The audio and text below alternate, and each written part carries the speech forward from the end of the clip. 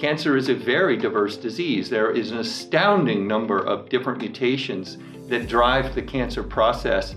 And if you think about combinations of them, as we see in different tumors have different combinations, the number of possibilities is astronomical. So the lesson is that cancer is an extremely complicated disease, and we will really only understand it and tame it, I think, with extraordinarily deep analysis of big data. And this comes down to, I think, a key question. This experience convinced me that we need big data. We need deep analysis of very big data sets to really make progress in human health.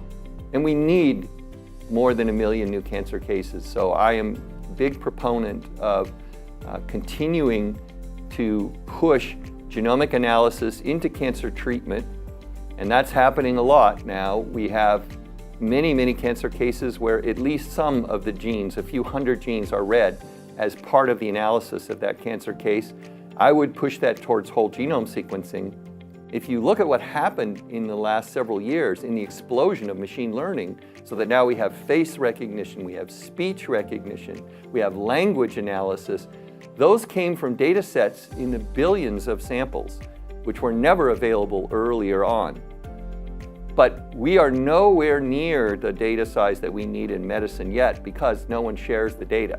And there were several institutions in California who were actually starting to do actually molecular analysis, genomic analysis. And we got them to network together and exchange information about all of the pediatric cases, compare their cases to all of the Cancer Genome Atlas data and all of the other massive data sets that we had access to. So we essentially brought what were practicing clinicians into this kind of big data environment that they had never really seen or been exposed to before. We now have almost 1,500 RNA data sets from pediatric cancers from this Treehouse Consortium. It's the largest collection of pediatric cancer data, gene expression in the world. It's a great resource, and it's free and open because we believe very strongly in data sharing. Anybody can download this data set and work with it and compare their cases if they do RNA sequencing on their child.